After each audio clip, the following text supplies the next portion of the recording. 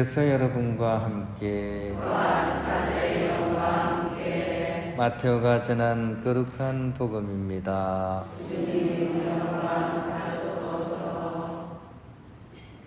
그때 예수님께서 사도들에게 말씀하셨다. 가서 하늘나라가 가까이 왔다 하고 선포하여라. 앓는 이들을 고쳐주고 죽은 이들을 일으켜주어라. 나병 환자들을 깨끗하게 해주고 마귀들을 쫓아내어라. 너희가 그저 받았으니 그저 주어라. 전대 금도 은도 구리돈도 지니지 마라. 여행 보따리도 여벌옷도 신발도 지팡이도 지니지 마라. 일꾼이 자기 먹을 것을 받는 것은 당연하다.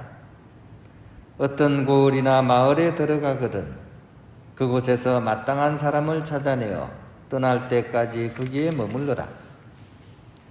집에 들어가면 그 집에 평화를 빈다고 인사하여라. 그 집이 평화를 누리기에 마땅하면 너희의 평화가 그 집에 내리고 마땅하지 않으면 그 평화가 너희에게 돌아올 것이다.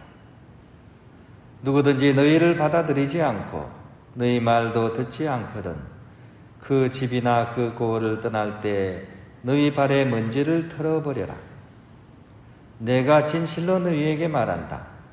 심판날에는 소돔과 고모라 땅이 그 고을보다 견디기 쉬울 것이다.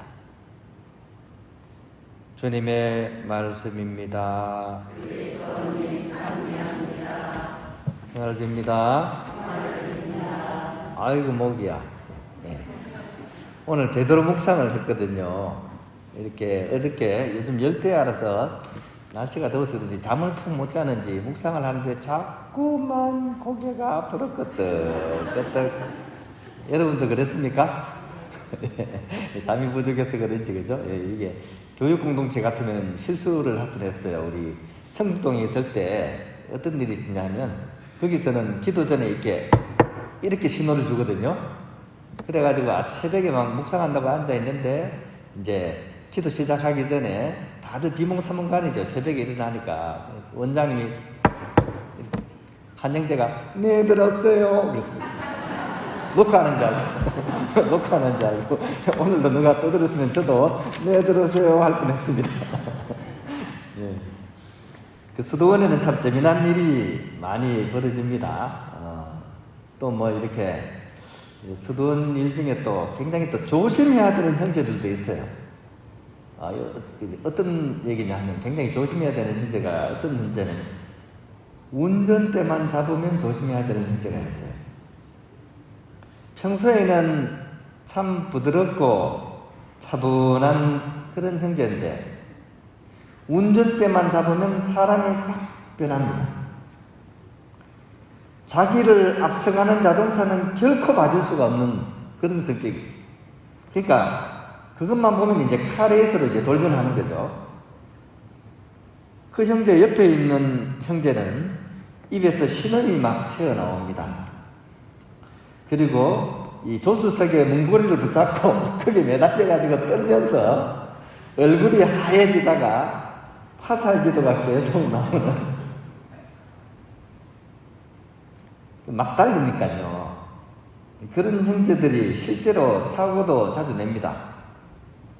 한 번은 어떤 형제가 옆에 탔다가 이 불꽃이 팍 튀는 걸 봤어요. 불꽃이 팍팍 튀는 게. 무슨 얘기냐?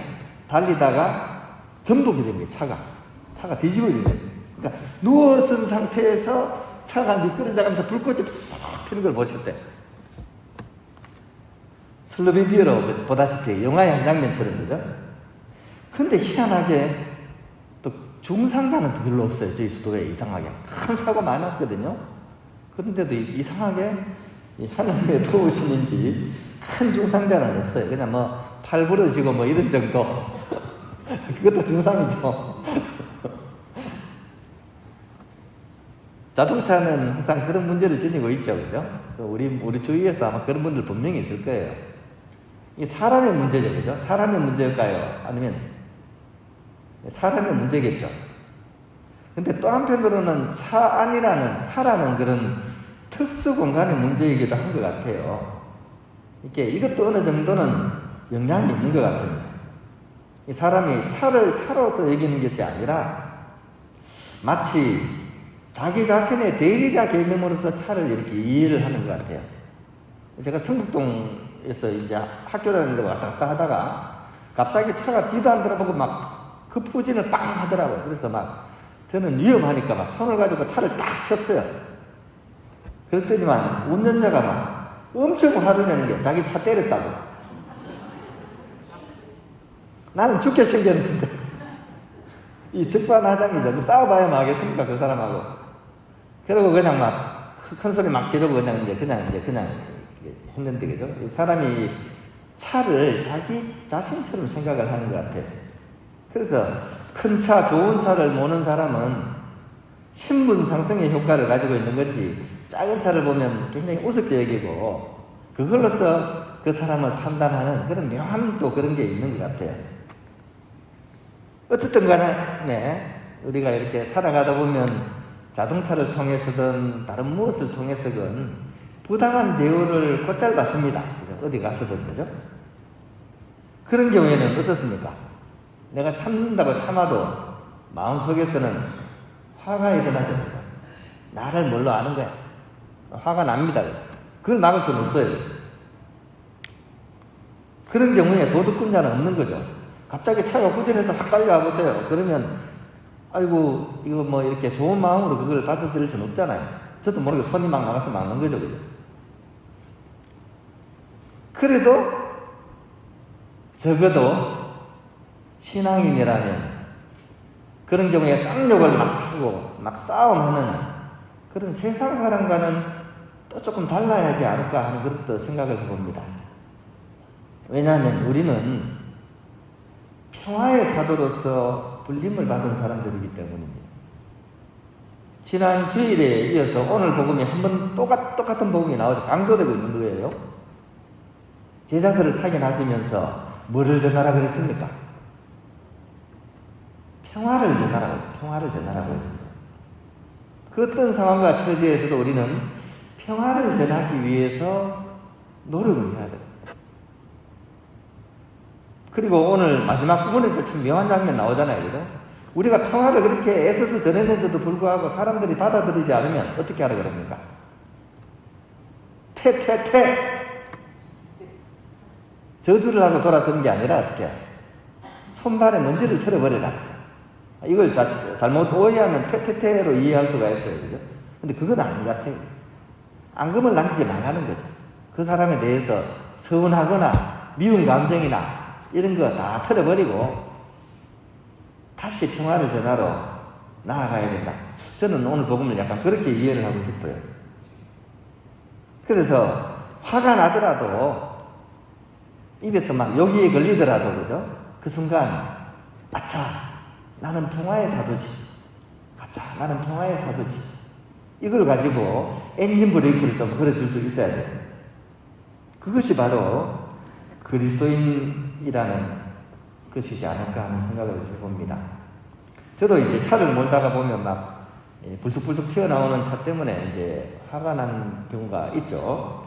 근데 한 번은 이런 경우가 있습니다. 제가 차를 막 물러갔는데 갑자기 급하게 차가 확 끼어들었어요.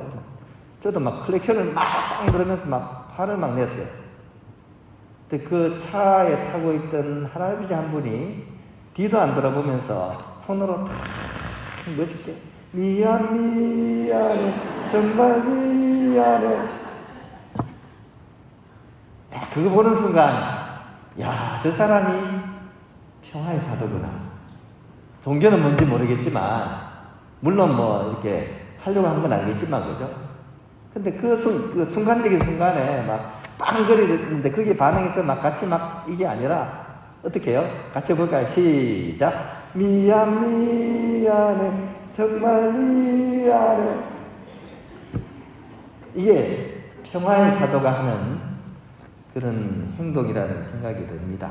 물론 그렇게 되기까지 쉽지는 않을 것입니다. 그런 우리를 위해서 평화의 기도가 있죠. 이 기도문을 늘 자주 바치면서 그런 순간에도 마음의 평정을 잃지 않고 평화를 전할 수 있는 그런 우리들이 되었으면 좋겠습니다. 우리 잘 아는 기도죠, 그죠? 주님, 저희를 당신 평화의 도구로 써주소서. 미움이 있는 곳에 사랑을, 다툼이 있는 곳에 용서를, 분열이 있는 곳에 일치를, 의혹이 있는 곳에 믿음을, 그릇됨이 있는 곳에 진리를, 절망이 있는 곳에 희망을, 어두움에 빛을, 슬픔이 있는 곳에 기쁨을 가져오는 자 되게 하소서. 위로받기보다는 위로하고, 이해받기보다는 이해하며, 사랑받기보다는 사랑하게 하소서. 우리는 줌으로써 받고, 용서함으로써 용서받음, 자기를 버리고 죽음으로써 영생을 얻기 때문입니다.